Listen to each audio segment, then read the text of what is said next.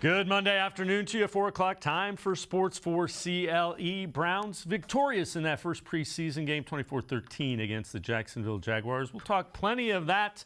As of now, still no word on the appeal of the NFL about the 6-game suspension of Deshaun Watson. Here is what Mike Florio is hearing relative to that suspension and the league's appeal. Early afternoon, just about the time the baby arrived, I started to get word that a settlement remained possible, that Peter Harvey, who's handling the appeal, didn't want to rule, doesn't want to rule, wants the two sides to reach a settlement. And, of course, the NFL has all the leverage here, but the NFL apparently not all that inclined in going to court and maybe having the argument made loudly that owners get a pass while the players get a significant punishment imposed upon them. So Deshaun Watson continues to be a big deal. And in an apparent effort to lay the foundation for a settlement, we suddenly have contrition from the guy who was reading off of the card, the talking points. Not literally reading them off the card, but it was obvious they were talking points because anytime he's asked the question, he falls back to, I never harassed, I never assaulted, I never disrespected any woman. Again, Mike Florio talking about what's going on relative to that suspension. So before the Browns preseason game with the Jacksonville Jaguars in a controlled environment with the Browns pregame, Aditi Kikabwala talking to Deshaun Watson. Here is Deshaun Watson's public apology. Look, I want to say that I'm truly sorry to all the women that I've impacted in this situation. My decisions that I made in my life that put me in this position, I would definitely like to have back, but I want to continue to move forward and grow and learn and show that, I am a true person of character, and I want to keep pushing forward. Grow and learn. We fully expect that there will be some time that you are away from the team. What does your growth on a personal level look like? How are you spending that time? I know I have a lot of work to put in, especially on the field, to be able to make sure I'm ready to play whenever that time comes, whenever I can step back on the field. But also, the biggest thing is I want to continue counseling, and I want to make sure that I'm growing as a person, as an individual, for my decision-making on and off the field. And I want to make sure that, I'm just evolving in the community as much as possible. And that's for the Cleveland community, that's the NFL community, and beyond. Again, Deshaun Watson with that public apology. With that, let's welcome in G. Bush, host of the Barbershop, 92.3 The Fan, Saturday from 8 until noon. Can also catch him on the Ultimate Cleveland Sports Show, Monday through Friday, from 11 until 1. G. Bush, a lot of people made a lot of, different opinions about that apology.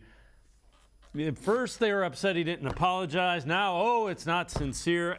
He made an apology, but it's what it is. Yeah, if I was going to go by and talk about everyone's apology, we would be in a very tough spot because, when you start looking at people's and judging contrition or judging whether they're remorseful or not, or, we're not a parole board, right? There's some people's jobs that are kind of difficult, they have to have individuals who come before a parole board and they have to look and try to figure out what they've been doing to see if they are rehabilitated to a point where they can be amongst society so they don't hurt any more people. Those people's jobs I envy, right? Because they actually have some individuals who they need to make a really tough decision on whether or not I'm going to let you out or do whatever you're going to do, or you got to stay in 5 to 10 more years of your life in prison. But in this case, I've always said that, at some point, Deshaun Watson, and I've said this openly, he's going to have to come to the conclusion that some people are not going to forgive him. Some people are always going to have something in the back of their head. They're not going to like the allegations. They're not going to accept the apology. Before, when it was, if he pays the settlements, maybe, we can get it over with and things will be behind him. He paid the settlements, and people said, why would you pay settlements if you were innocent, right?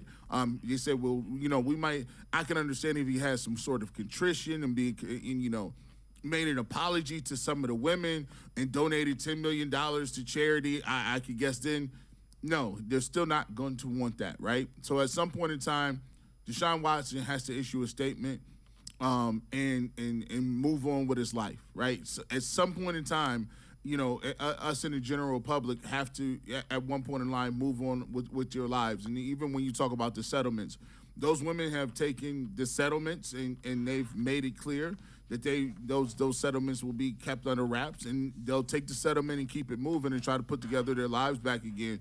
But in this country, we two things we can deal with. We can deal with when you admit your wrongdoing, and then from there you can start to try to make some steps to making amends to whatever deeds you've done that have caused people heartache and pain. So at the end of the day, my job is not to judge whether or not he's all the way contrite or how sorry is he. He's already said he's going to go to counseling. He's going to do a lot of different things, and I always will tell people that one day we are all at one point in time going to have to ask for forgiveness, whether it's in our work life, our public life, with our wives, our spouses, our significant others, our children. Nobody's perfect. We're all going to have to say sorry at one point in time in your life. And I don't think we're at a point where you should be talking about whether or not somebody means it or not. It's all about actions moving forward. Yeah, I agree with you. Who is anybody to say, oh, he didn't really mean it? So, all right, he said he's sorry. Contrition, remorse. Let's move on. All right. NFL preseason week 1 winners and losers from CBS Sports. They list the loser being Deshaun Watson after publicly apologizing his off-the-field actions. Watson took the field, had some noticeable rust, completing just 1 of 5 passing for 7 yards. G. Bush, again, this falls into you expected some rust. I'm not going to sit here and tell you it looked good. It didn't look good. But, there's a lot that goes into it. And you know what? I'd rather see that in a preseason game than a regular season game. My biggest takeaway from that is wasn't a regular season game. Yeah, man. This is where sometimes this is just a low-hanging fruit, man. Like sometimes journalists really they kind of just do things, and they got the leeway to write certain things, and that was just very predictable. Now I would have respected his gangster if he would have just said, look, one of the losers was Nick Harris and the Cleveland Browns, losing your starting center in the second play of the game. That hurts. And the fact that you have a guy who you put a lot of stock in. I've talked to you multiple times on this show, and one of the 3-4 people that we mentioned consistently, besides defensive tackle, besides wide receiver, and besides Deshaun Watson figuring out when he's going to play, is the center position. They invested that time. He worked his tail off. He was looking like he was going to be the guy that was going to be the signal caller up front. And in the second play of the game, he gets an injury, a freak injury, and it looks like he's going to be out for a sustained period of time. For me, that's the biggest loss for the Cleveland Browns. This is easy. That was low-hanging fruit with Deshaun Watson. It's the first game that he's played in a year and a half. He's still going to have to serve another long suspension. And to be honest with you, he's just out here trying to get the feeling right? And Kevin Stefanski put his team out there, and I think he was signaling to people, hey, look, this is the new reality. The Cleveland Browns aren't going to be anybody's favorites. The Cleveland Browns you're not going to be the lovable loser anymore. Whether you guys like it or not, Deshaun Watson's on the team, and they're going to boo him at every stadium, right? They're going to boo him. They're going to boo the team. They're not going to want to see us win. And at the end of the day, you guys got to get used to that and learn to play through that kind of that rhetoric and learn to play through some of that outside noise. And it goes the same with the media and the national media. I mean, they're going to write stories like that. But, one thing heals all, and that's going out on Sundays and winning football games, because eventually that overtakes everything when we talk about football. Yeah, I'm with you. Other than the Nick Harris getting injured and likely lost for the year, not much of consequence from that preseason game. What did you see that you liked? What did you see that concerns you, though, in week 1? Well, we'll go right back to one thing that I'll go with the good stuff. The fact that I like the secondary. The secondary, to me, when you take a look at what the secondary can do, I like the way DeAnthony Bell played. The guy, he's a 25-year-old rookie, but he's coming in with some fire and passion. Tackle for loss. Isaiah Thomas on the outside, defensive end, 2 sacks. One of the sacks was kind of a gimme, but I like to see young guys get in there and to work different things. I like his hands. I like his footwork. He seems to be a guy that's up on the move. In general, like what Jordan Elliott did. I thought Jordan Elliott got in there and got a sack. I was encouraged to see what the defensive line can do, given the fact that you don't have Myles Garrett on one side or just David Clowney. I like that. And then I love the fact, I think the standout performers, it was your secondary. When you take a look at what A.J. Green was able to come up and do, nice run support, really long corner. He's out there really athletic. I thought he did a nice job of covering and doing some things. And then Emerson. Emerson, to me, was one of the guys who, on defense, really showed up and showed out. Had an opportunity. They threw the ball over there and was testing him. And I don't know how many times as Brown fans we'd already seen this before. How many times have we seen guys catch the rock and it'd be nobody around them, and you're like, you got a defensive back trailing 10 feet behind, and you're like, listen, he would have got that if it was 2-hand tap below the waist. We still ain't touched him. Oh, he just went down just now. Okay, here we go. But he got an opportunity. He's out there, and for him to jump that route, for him to be in position, contest the position, take the ball, and then be athletic enough to move and have that wherewithal to say, no, I'm just not content with the interception and slapping high fives. I want to get to the near sideline, and I want to get me a touchdown. And that's the mentality that the Cleveland Browns are going to have on defense if they want to be a playoff team this year without Deshaun Watson. And then I would say, obviously, Jerome Ford, we've mentioned a whole lot of times on this team. This is the reason all of a sudden Kareem Hunt, he got the picture and was like, yeah, let me go ahead and that hold out thing. There's a young guy named Jerome Ford who can do a lot of stuff. Let me go ahead and get back out there because we saw what he can do. I expect him to be getting carries this year if anything falters. And on the other side of the football. Bush and I are going to step aside, take a quick time out, other side of the break. We'll turn our attention to the center position. We talked about it a little bit. Also, a little Jimmy Garoppolo talk. Sports4CLE, be right back. Stay with us.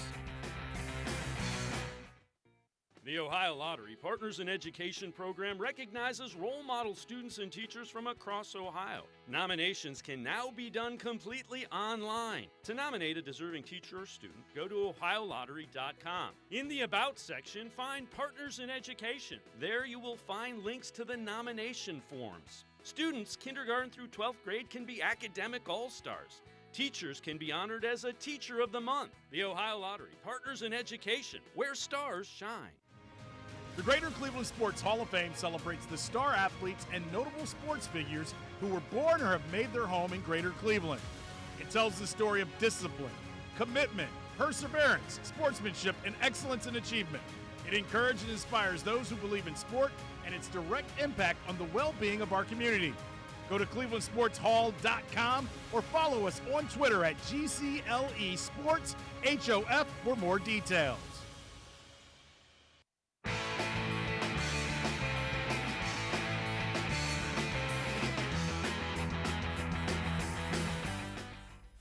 Talking Browns with G. Bush from 92.3 The Fans, The Barbershop, as well as the Ultimate Cleveland Sports Show. Let's head to the voicemail of Truth and Reason. This one about an underappreciated acquisition by Andrew Berry.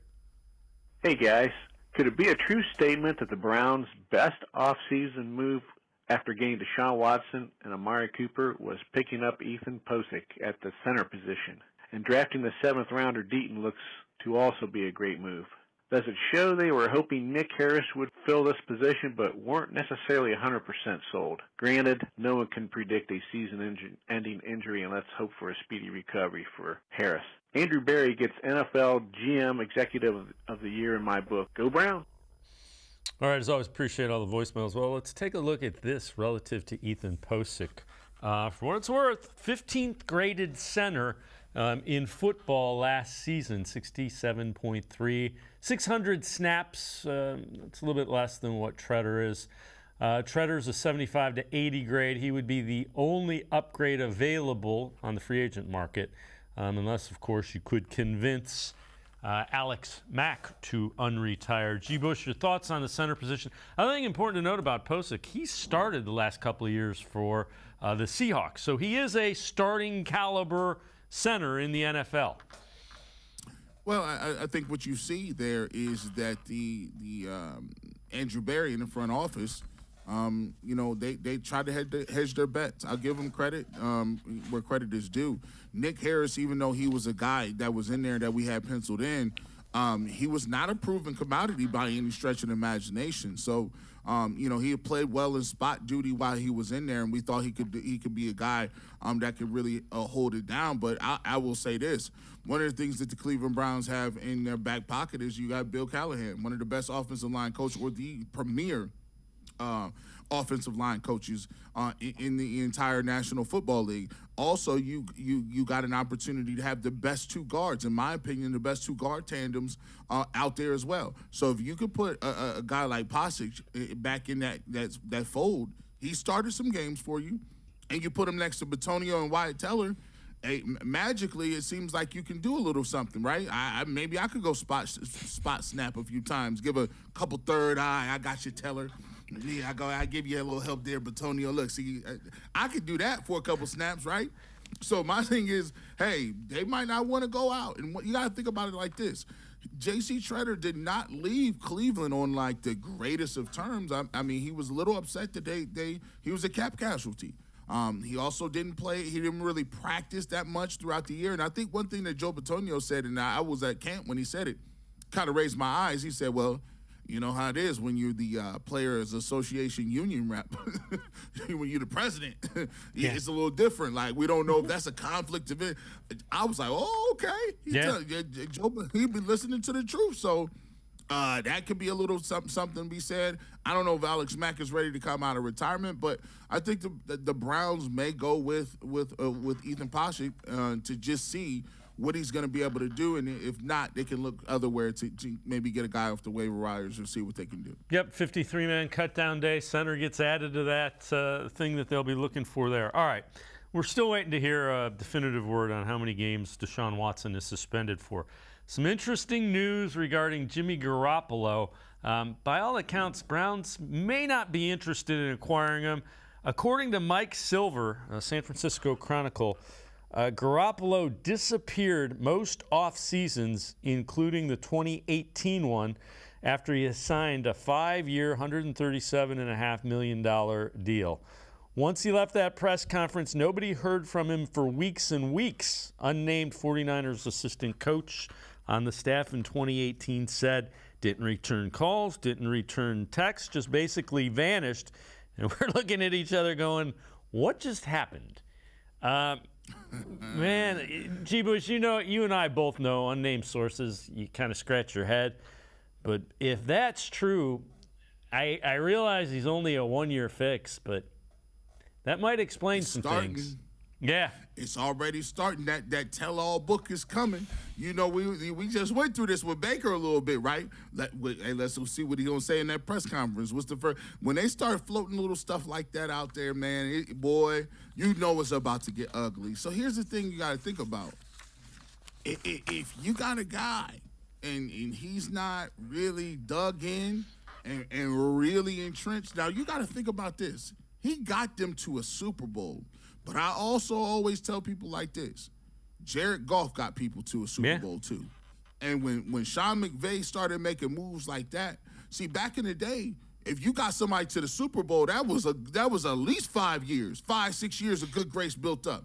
And Donovan McNabb skated on that for about 6 years. He got in that last little Super Bowl. He was skating on NFC Championship games. Now, when you look at Jared Goff and they said, no, actually that was us. That was me and in my playbook. That's what was getting us here, Aaron Donald. We can go get another somebody and get this done. And when it worked, I think everybody in the league started being like, well, hold on, let me reevaluate what's really going to take to get a franchise quarterback.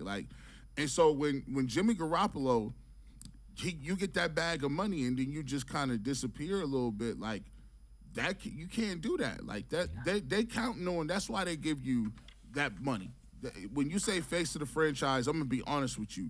What they mean is you are the substitute teacher, you are the foster parent, you are the stepdad, you are all the above. They like, listen, I need you to keep people in order. I need you to run these off-season workouts. I need you to handle when people want some money, but we ain't got no money to give them. you make them feel better about catching the football at a discounted price. They want you to do all of that stuff and go sign autographs. Some people ain't built for it. Jimmy Garoppolo, he might, man, I got my money. I look good. I could be a swimsuit model, or American Eagle, Abercrombie & Fitch. He's like, yeah, I'm just gonna hang out. So that's kind of wild, man. I don't know where he's gonna land at though, man. We'll see. And keep in mind, Niners gave up 3 picks to trade up to take a quarterback in Trey Lance. So just 3 firsts. So imagine that. That kind of set the price for a quarterback. As always, G. Bush, great stuff. Appreciate the time and the insight. Thanks very much. Man. Appreciate it. All right, G. Bush, make sure you catch him, 92.3 The Fan, from 8 until noon Saturdays. You can also see him Ultimate Cleveland Sports Show from 11 to 1 on YouTube. We're going to step aside, take a quick time out. We will be right back talking Browns. Tyvis Powell joins us. Sports4CLE, be right back. Stay with us. Come back to go forward. Back to learning new things. Back to pursuing your dreams. Tri-C has flexible learning options to fit your life. And every year, more than 1,000 local companies provide Tri-C students with real-world learning. The right education can boost your lifetime earning power by hundreds of thousands of dollars. Start now with a college education you can afford. Tri-C, where futures begin. The Ohio Lottery Partners in Education program recognizes role model students and teachers from across Ohio. Nominations can now be done completely online. To nominate a deserving teacher or student, go to OhioLottery.com. In the About section, find Partners in Education. There you will find links to the nomination forms. Students kindergarten through 12th grade can be academic all-stars. Teachers can be honored as a Teacher of the Month. The Ohio Lottery Partners in Education, where stars shine. The Greater Cleveland Sports Hall of Fame celebrates the star athletes and notable sports figures who were born or have made their home in Greater Cleveland. It tells the story of discipline, commitment, perseverance, sportsmanship, and excellence in achievement. It encourages and inspires those who believe in sport and its direct impact on the well-being of our community. Go to clevelandsportshall.com or follow us on Twitter at GCLE Sports HOF for more details.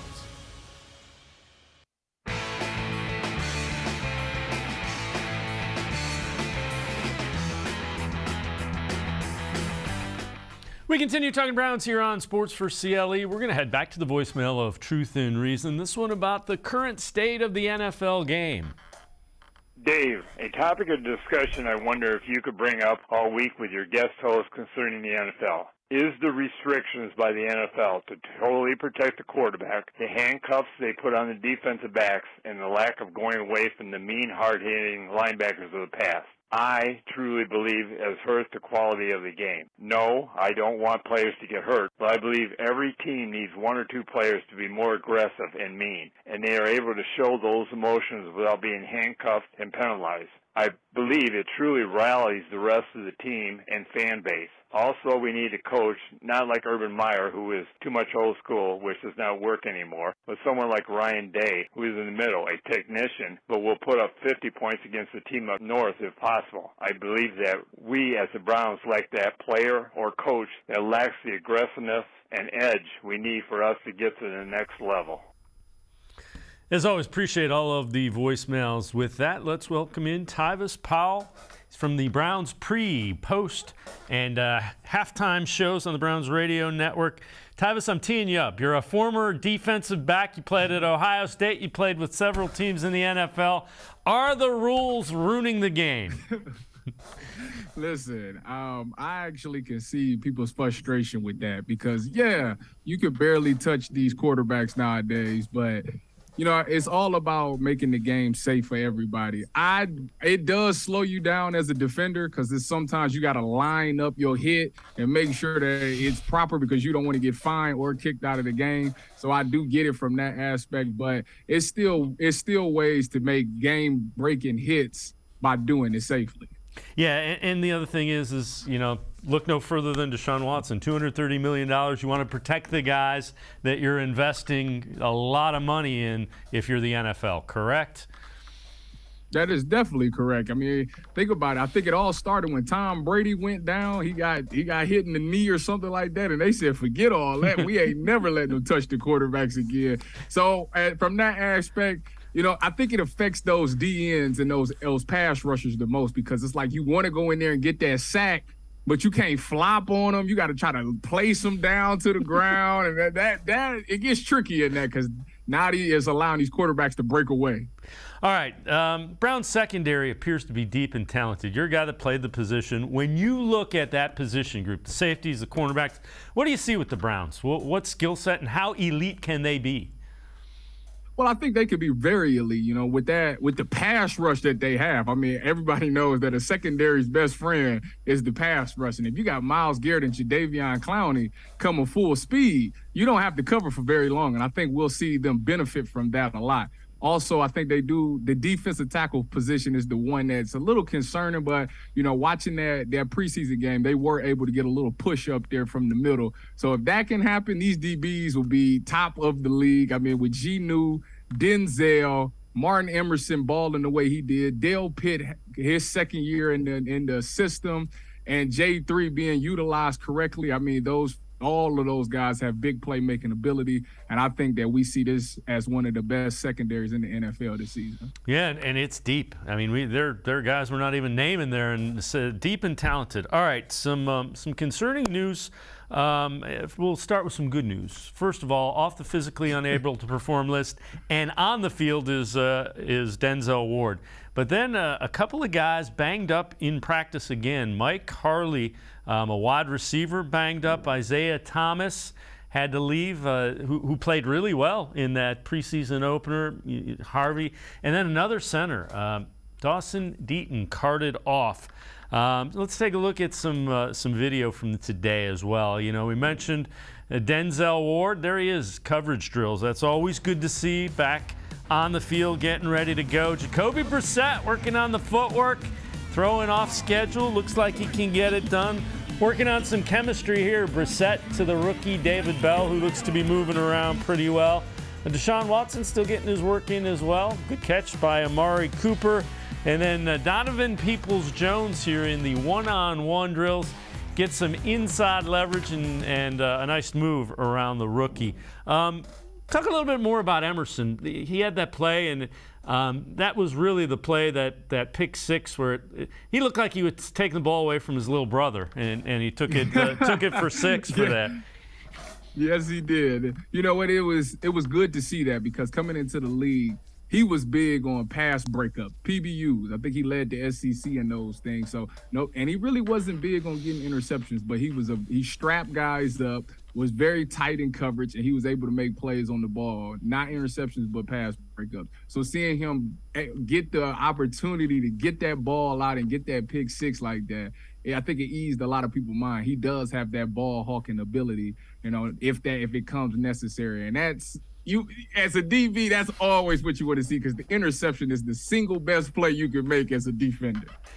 As a guy that's young in the NFL in his first camp, you've been through that. How does that give you some confidence too, to have some success, even though it's a preseason game? Still NFL players, and to do that. What does that do confidence-wise for a young guy? Oh, it does a lot for him. I mean, listen, I had the honor of getting an interception in my first NFL game, preseason game as well. Now, he did better than me. He got the pick six, which I congratulate him on that. But I think what it does is it eases his mind. If he had any doubt about, whether the NFL was going to be too fast for him, will he be able to adjust to the speed of the game and be able to make plays? I think that answered it for him. Now, granted, yeah, you said it wasn't with the ones or whatever that may be, but making a play in the NFL is still making a play in the NFL. So I think moving forward, everybody knows what to expect out of him. So when that ball comes his way again, everybody knows that he has the ability to make plays as such. And on top of that, he changed the whole momentum of that game with that pick six. I mean, the Browns weren't looking too hot before that, and he ends up changing the energy, giving that team a whole spark. So now he knows that he can be that energy, that spark on the team that can change the whole dynamics of a game. And I think that right there in itself is unbelievable especially in your first game in the NFL. Yeah, I agree with you wholeheartedly. It was not looking good, and then that play seemed to turn everything around. All right, 4 defensive players who really shined in that preseason opener. This is from Dog Pound Daily. Number 4, Jordan Elliott. That's a tackle that the Browns are really counting on. Number 3, undrafted free agent safety from University of West Florida, DeAnthony Bell. We'll talk a little bit more about him. Number 2, Isaiah Thomas. Number 1, we've already talked plenty about him, Martin Emerson, and he certainly was kind of the star of that preseason. Let's get back to Elliott and Thomas. Now, Thomas banged up, not sure the severity of it yet, had to leave. Elliott's the guy they really need to step up, isn't he? No, absolutely. That defensive tackle position is going to be huge. I mean, if you look at this defense, everybody on this defense is ready to make plays. They're athletic, and they have kind of big names around them. It's the defensive tackle position that's kind of question mark, but I think they do have some veteran guys. I do know my guy Shelton Day is there, and he's very good on the pass rush. But as far as stopping the run, it's a young group of guys who we know need to step up, because if not, teams will just run dive and trap on us and get 3 yards a pop. So these guys is going to have to find a way to be able to take on those double teams and be able to get a push in the middle, because if they can do that with those edge rushers, it'll be electric on that defense. So those guys are going to have to step up, and I think Jordan Elliott did a great job of showing that he can get to the quarterback and he can provide a little stoppage in the middle. What'd you see from DeAnthony Bell? That's a guy that yes, sir. He flashed, I tell you that. Any guy that can come out there and get that ball out, that's special. That right there will keep you around in the league for a long time. I mean, he just was out there. You could tell that, being undrafted, I had the pleasure of having that story, so I know exactly how he felt. You feel overlooked. You feel disrespected in a way, and it's like you're like a ticking time bomb. It's like, I'm going out there and I'm going to show everybody why I belong to be on that stage. And I think that's exactly what he did. He went out there and punched that ball out, and he's really putting a lot of pressure on Richard LeCounte for that last safety position spot. He also, not only that, he gets to the ball with some nasty intentions, and he does. You like that in your safeties, don't you? Absolutely. You definitely want a guy, especially if you're a box safety. If you're going to be in that box and be around that ball, you got to be able to come up and make those plays, and he is not shying away from some contact. He likes him a little contact. And I like that. That right there gives you that swagger that you need on that defense. Who else opened your eyes? Who else do you think? Is there anybody else that you thought you kind of said, okay, this guy, I want to see more of that? Okay, so Greedy Williams was a guy that we all seen a lot of. I think the number one thing with Greedy is his consistency. I just want to see if he could put it together for 3 straight games. Now, he didn't give up anything, nor did he make any big-time play, but I thought he played, pretty poised, and I want to see if he could continue that. It's not always about, making a big play. It's just, can you get in there and take care of your responsibility and do it at a high level? And I think he did that. And another guy is A.J. Green. We've heard so much about him this offseason and in this camp, about how even Greg Newsome's come out and said that if he was on another team, he would probably be the starting corner. So in this past preseason game, we seen him at nickel, which was kind of interesting because he's a pretty big guy, and nickels are usually short and shifty. So if he can play that nickel and he's good enough to be physical in there, he did come up and, support the run one time, which that's half the battle. If you can come up there and show that you're not scared of some contact, we can work with you. So I think he did a great job of doing that. I do want to see him be able to get his hand on the ball and make some plays and be able to have some tight coverage on these slots, because I think that makes him very valuable, especially with that number 3 corner spot being open for grabs like it is. Tyvis Powell from the Browns Radio Network. Catch him on pre, post, halftime. We're going to step aside, take one more time out. Other side of the break, we'll take a look at something that is a little concerning from that first preseason game. We'll also take a look at the Browns' offensive guys. Sports4CLE. Be right back. Stay with us. The Ohio Lottery Partners in Education program recognizes role model students and teachers from across Ohio. Nominations can now be done completely online. To nominate a deserving teacher or student, go to OhioLottery.com. In the About section, find Partners in Education. There you will find links to the nomination forms. Students kindergarten through 12th grade can be academic all-stars. Teachers can be honored as a Teacher of the Month. The Ohio Lottery, partners in education, where stars shine.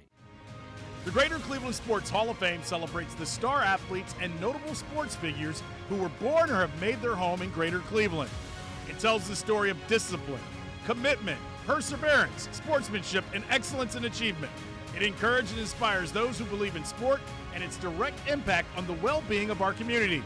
Go to clevelandsportshall.com or follow us on Twitter at GCLE Sports HOF for more details.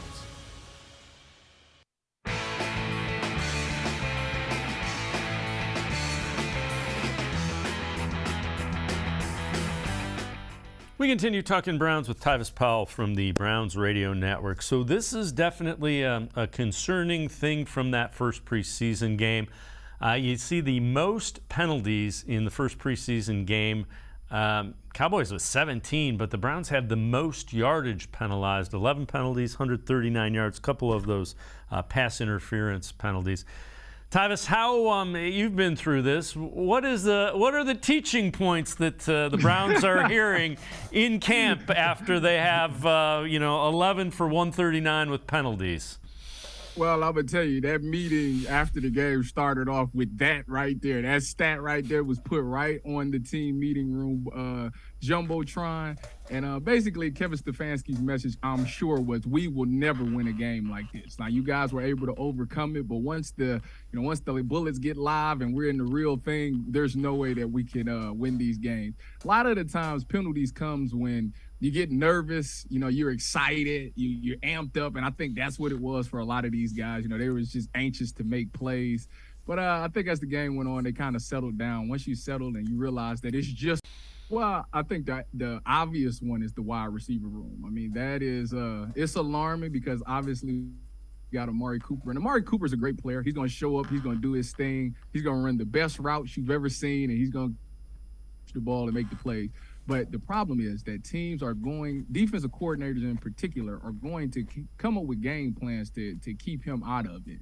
And now somebody else is going to have to beat us at the wide receiver position. And right now, that's a big question mark. Who will be the guy? Granted, they have David Bell, they have Donovan Peoples-Jones, but I think that we need to see them in action and be able to bring some calm to this fan base. I think because after watching what Schwartz did and him dropping the ball a couple of times, I think that was alarming to people. So I think that if some of these receivers can step up in these next two games and make some plays, it'll calm down this fan base. Yeah, I'm with you. They need more from Anthony Schwartz without question. All right, you're a guy that played defensive back. When you look at the Browns' offense, who are the guys you go, man, that would not be a fun afternoon when he is on the field? Well, we already know that the Browns got Nick Chubb back there. And, Nick Chubb, if you come in to tackle Nick Chubb, you better bring your lunch pail because he ain't going down easily, So that's one. Outside of him, Amari Cooper is obviously a guy that if you're checking him one-on-one, it's going to be a long day, so get ready because that guy runs some very good routes that gets him wide open, and the separation that he creates sometimes is almost like he's cheating. So those two guys are the big main concerns from a defensive standpoint. Let me ask you this. Some under-the-radar names that you think could end up surprising people and being big factors this year. Well, David Bell is one. I got to watch him at Purdue. Me being an Ohio State guy, obviously I watched all of those games, and, he gets after it. He's had a couple of games in college where he's went over 200 yards in a game. So, once he gets going, he's pretty hard to stop. Another guy I'm interested to see is Michael Woods. We've been hearing a lot about him in camp, but obviously he couldn't play last game because of the hamstring injury. But he's been a name that's been raising eyebrows and getting the attention of guys. So I like to see him get in there, especially since this wide receiver position is kind of the question mark. So those are the two guys that I think could potentially become big-time players for the Browns this season. Tyvis Powell, appreciate the time and the insight. Great stuff. Thanks very much, Tavis. Thank you for having me. I appreciate it. Go Browns. All right, Tyvis Powell. Make sure you catch him pre-halftime, post-game on the Browns radio network this year. Some really good insight from Tyvis Powell. We're going to step aside, take a quick time out. Other side of the break, Brad Ward from BrownsWire.com and the All Eyez on Cleveland podcast. We continue talking Browns on Sports4CLE. Stay with us. Come back to go forward. Back to learning new things. Back to pursuing your dreams. Tri-C has flexible learning options to fit your life. And every year, more than 1,000 local companies provide Tri-C students with real-world learning. The right education can boost your lifetime earning power by hundreds of thousands of dollars. Start now with a college education you can afford. Tri-C, where futures begin. The Ohio Lottery Partners in Education program recognizes role model students and teachers from across Ohio. Nominations can now be done completely online. To nominate a deserving teacher or student, go to OhioLottery.com. In the About section, find Partners in Education. There you will find links to the nomination forms. Students, kindergarten through 12th grade, can be academic all-stars. Teachers can be honored as a Teacher of the Month. The Ohio Lottery Partners in Education, where stars shine. I am powerful beyond my wildest imagination. I will define my future. I will keep challenging myself to improve. Because I am a future leader of this great nation. I will be responsible for raising a beautiful family. And educating not only my generation, but many more to come. I will make a difference in my community. And I will stand up for what I believe in. I will not settle for simply chasing my dreams. I will achieve them. Because I was given a chance. An opportunity. A home. At Family, Career, and Community Leaders of America. The ultimate leadership experience. FCCLA has been one of the greatest experiences of my life. It's made me who I am today. Join us. We'll build a new future together.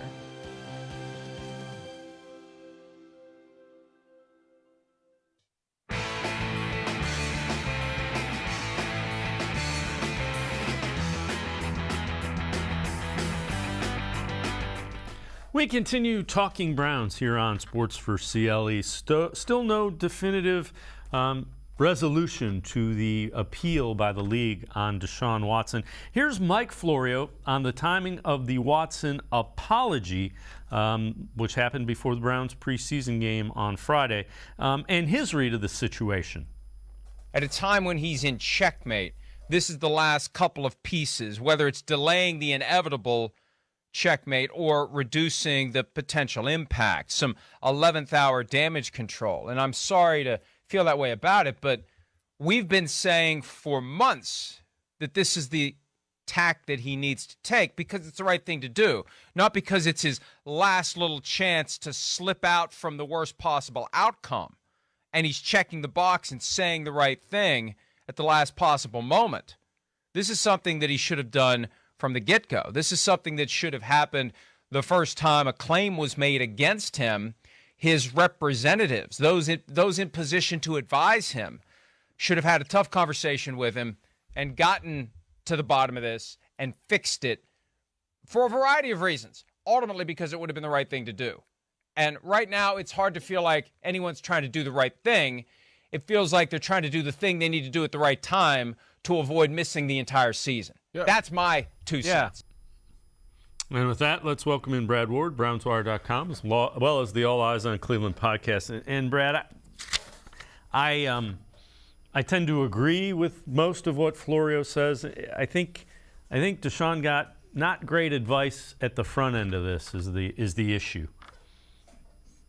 Yeah, and looking back, it definitely could have been handled better, right? Like he was advised probably improperly, where they sit now with settlement negotiations a couple times along the way here.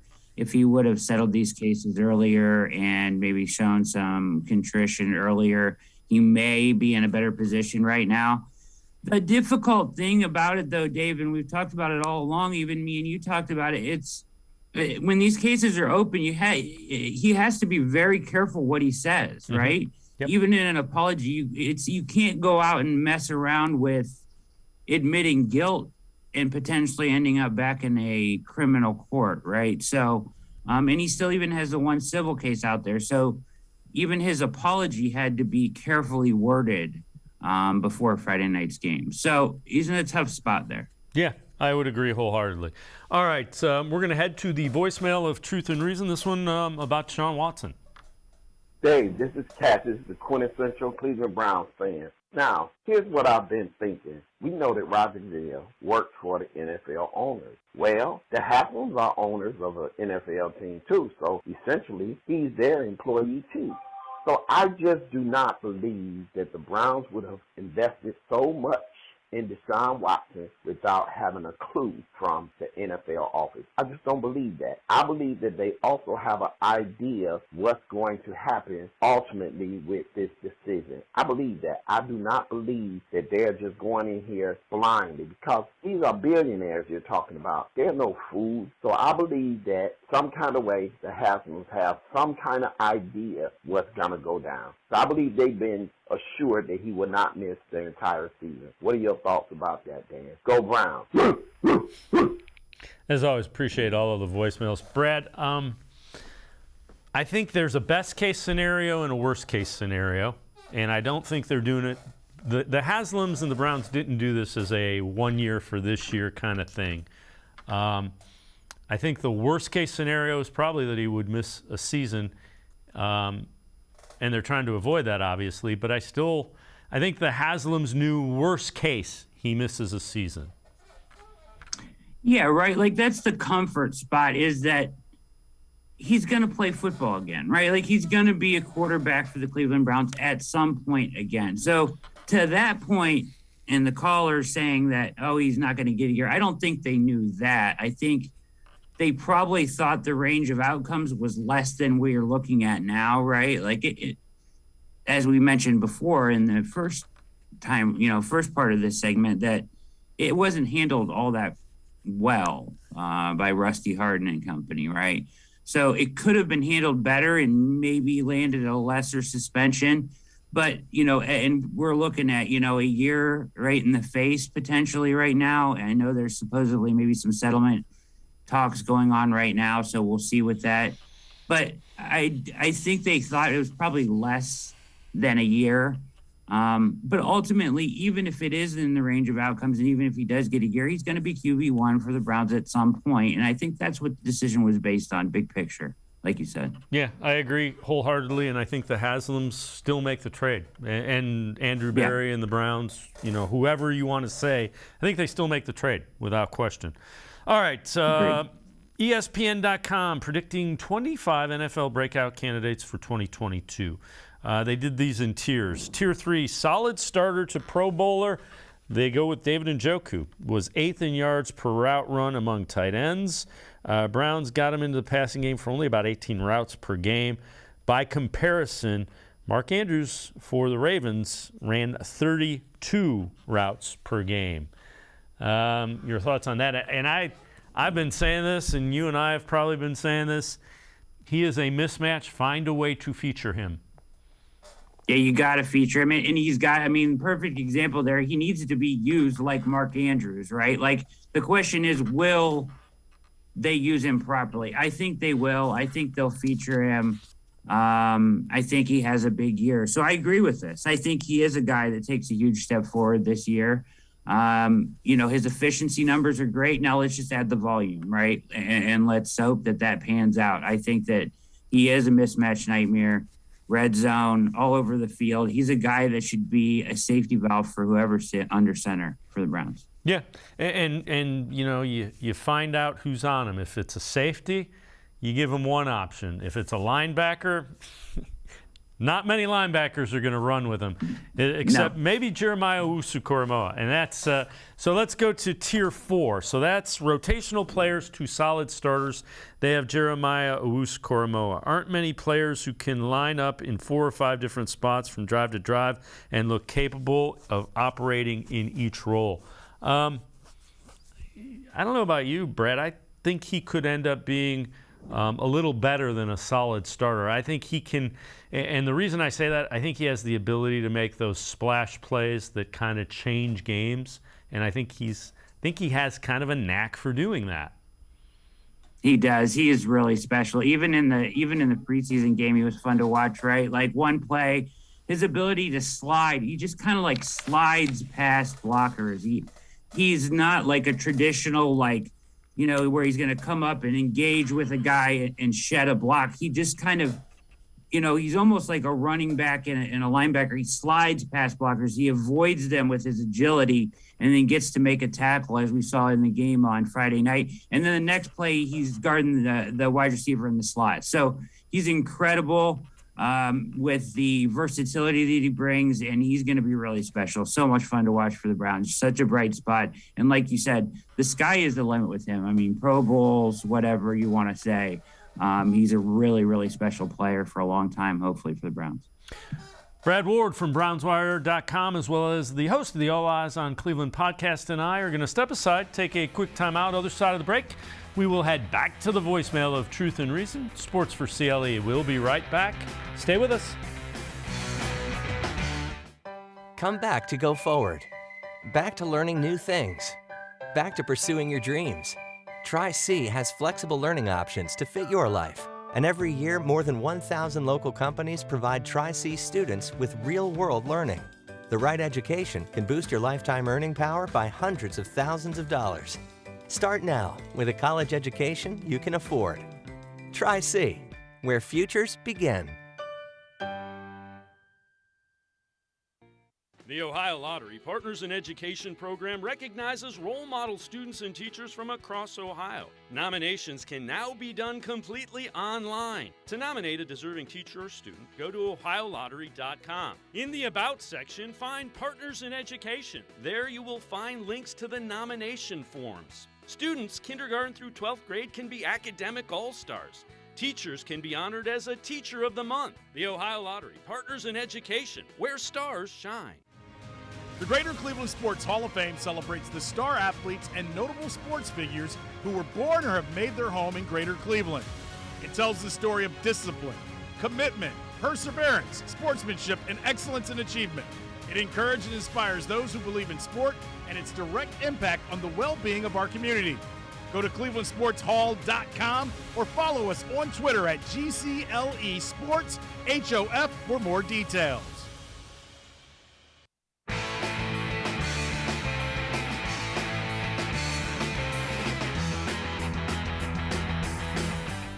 We continue talking Browns with Brad Ward, host of the All Eyez on Cleveland podcast. Let's head to the voicemail of Truth and Reason. This one about Kevin Stefanski. Hey, Dave. This is Cassius, the quintessential Cleveland Browns fan. Today I want to talk a little bit about Kevin Stefanski. I know you don't want to be overly critical of him, but my observation is Kevin Stefanski coaches exactly like he interviews. Blah. He says a whole lot and says nothing. You know, it's just so typical the answers he gives. He avoids everything anybody asks him. And it's like he coaches the same way. Blah. He just has great players on his team, but he isn't doing anything to make anybody shine better or where they're going to outperform what their talent is because of him. Because like I said again, I think he coaches the same way he interviews because of personality was showing all things that they do. There's nothing creative about anything he says, nothing exciting that'll blow you away, and there's nothing he does on the football field. We just have some great players. Do you think he's going to make it, say, past the next 2 years? I don't. Let me hear your opinion on that. Go Browns. As always, appreciate all the voicemails. Brad, I've said it before. You had one really good year with Kevin Stefanski, and then last year was a disappointment. So I think he's a good coach, but I could understand where some people would question it. He hasn't had a normal, off-season and preseason. This was supposed to be one, but it sure as heck hasn't been. So there's a lot that goes into that. It was COVID, then there was the whole Baker-Odell thing, now it's Deshaun. It's just there hasn't been a normal off-season and preseason for him. He hasn't had a normal one at all. It's interesting, this topic, this caller is very intriguing to me because right now America's sweetheart is Dan Campbell, right, from Hard Knocks. And everybody's falling in love with his impassioned, boisterous speeches and his approach, right? So this caller made me think of that. Now, Stefanski is the opposite, but the thing about it is, and he was talking about the way he interviews, that's how you want your head coach to interview. You don't want him to say anything at the podium. You don't want him to give anything away. You want him to say whatever he has to say to get out of there. I mean, we've seen the Hugh Jacksons of the world who would talk about, this and that and every other thing at his interviews, and it was embarrassing. So I think he handles the press really well. I think he keeps everything in-house as a head coach should.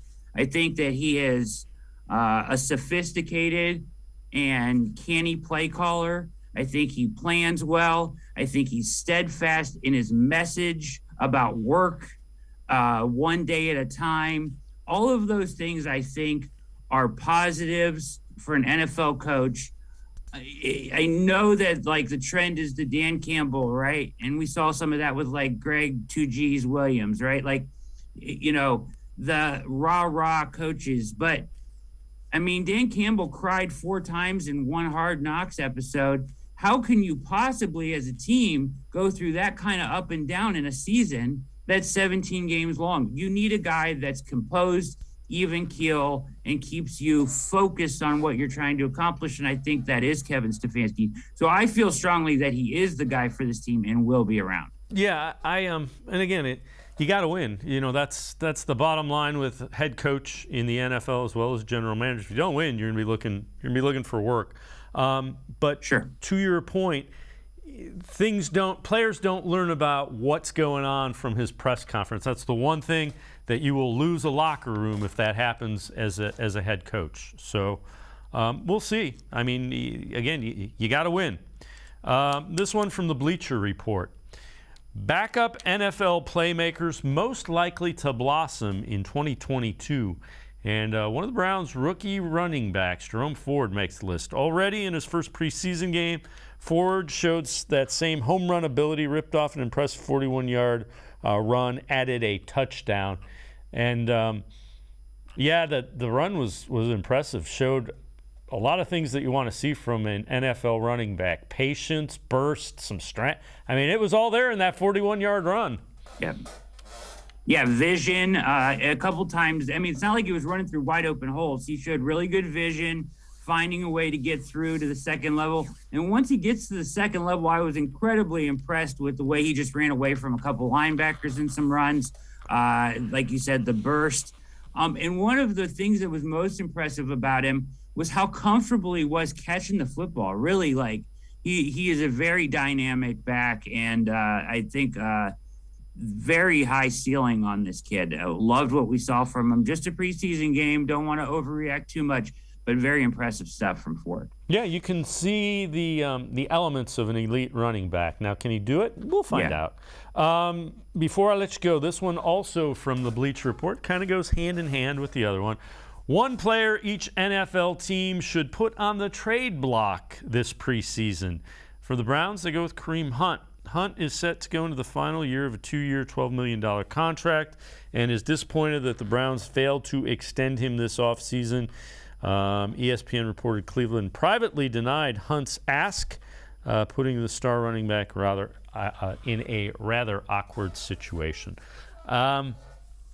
I guess the question is, Brad, would you trade him? I mean, what would you want? Let's do it this way. What would you want if you were going to trade Kareem Hunt?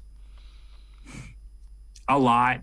I would want a high draft, like a 2 or a 3 maybe, I think would get it done just because Jerome Ford's there. But you got to take into account now, even out of character, Nick Chubb speaking out, strangely enough, saying, we got to do whatever we got to do to keep my best friend on and off the field here, about Kareem Hunt. I mean, Nick Chubb is the guy that doesn't speak out, and he's out there saying this to the press.